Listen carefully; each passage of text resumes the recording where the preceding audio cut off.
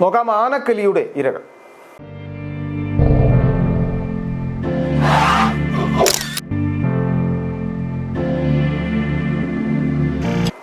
ജനവാസ മേഖലയിൽ വീണ്ടും നാശം വരുത്തി കാട്ടുകൊമ്പൻ പടയപ്പ. മൂന്നാർ ഗുണ്ടുമല ന്യൂ ഡിവിഷനിലാണ് പുലർച്ചെ കാട്ടാന ഇറങ്ങിയത്.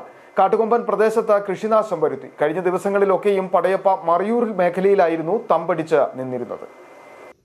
മൂന്നാറിലെ തോട്ടം മേഖലയിൽ കാട്ടുകൊമ്പൻ പടയപ്പയുടെ സാന്നിധ്യം തൊഴിലാളി കുടുംബങ്ങൾക്ക് വലിയ തലവേദനയാവുകയാണ്. മഴക്കാലം ആരംഭിച്ച വനത്തിനുള്ളിൽ തീറ്റയും വെള്ളവും വർദ്ധിച്ചിട്ടും കാട്ടുകൊമ്പൻ കാട് കയറാൻ തയ്യാറായിട്ടില്ല. ജനവാസ മേഖലകളിലൂടെ ചുറ്റിത്തിരിയുന്ന കാട്ടുകൊമ്പൻ തൊഴിലാളി കുടുംബങ്ങളുടെ സ്വൈര്യജീവിതം കെടുത്തുകയാണ്. മൂന്നാർ ഗുണ്ടുമല ന്യൂ ഡിവിഷനിലാണ് പുലർച്ചെ കാട്ടുകൊമ്പൻ എത്തിയത്. ആന പ്രദേശത്ത് കൃഷിനാശം വരുത്തി. കഴിഞ്ഞ ദിവസങ്ങളിലൊക്കെയും പടയപ്പ മറയൂർ മേഖലയിലായിരുന്നു തമ്പടിച്ചിട്ടുണ്ടായിരുന്നത്. മറയൂരിന്റെ അതിർത്തി മേഖലകളിലെ ഗ്രാമങ്ങളിൽ ഇറങ്ങുകയും കൃഷിനാശം വരുത്തുകയും ചെയ്തതിനൊപ്പം വീടുകൾക്കും ആന കേടുപാടുകൾ വരുത്തിയിരുന്നു.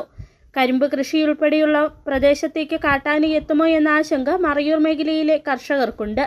ഇതിനിടെയാണ് കാട്ടാന മൂന്നാർ ഗുണ്ടുമല ന്യൂ ഡിവിഷനിലെത്തി കൃഷിനാശം വരുത്തിയത്.